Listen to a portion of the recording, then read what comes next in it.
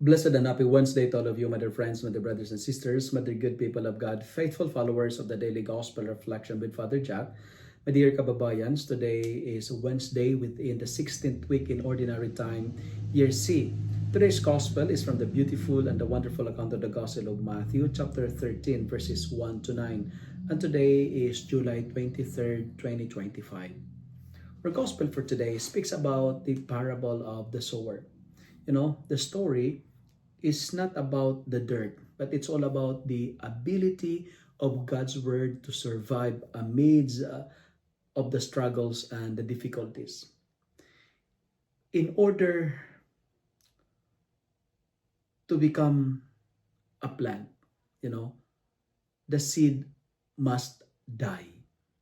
Unlike the seed, let us be willing to be broken and allow God to crack the hard shell of our spirit so that we may grow and produce a good harvests. Three important points that I would like to share with you today, my dear friends, my dear brothers and sisters. First, the parable is teaching us that our reception to God's word can be compared to the different types of soil. There are struggles and difficulties in life, but never allow them for you to grow. You know what? There will be birds who are going to eat you. There will be thorns who will try to choke you.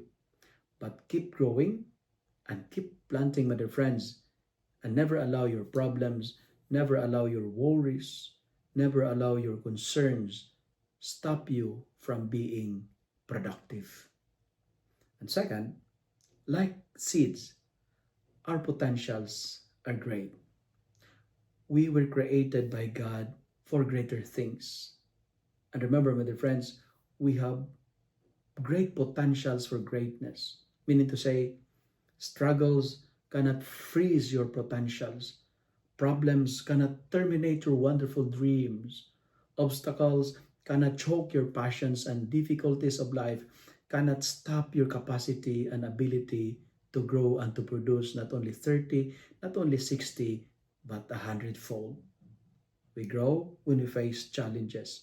That's why in a moment of crisis, we have a God who always provides, because you have the ability and the capacity to bless the world. But friends, we have potentials for greatness. And finally, the gospel ends in this way, and I quote, "Let anyone with ears listen." End of the quote. God is talking to us. God is speaking to us. But the problem is we are not listening. Today we are reminded and invited to listen.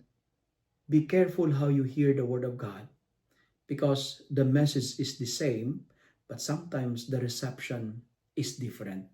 And production will depend on how we receive the message of God. I say it again. Production will depend on how we receive the word of God. It's good to ask ourselves as a point of reflection, what kind of hearer are we? What kind of listener are we, my dear friends? Listen, because when you listen to the word of God, you will produce not only 30, you will produce not only 60, but you will produce 100-fold. If you love and like this reflection, kindly share it with your friends, share it with your family, make the word of God viral so that many will be blessed. Amen.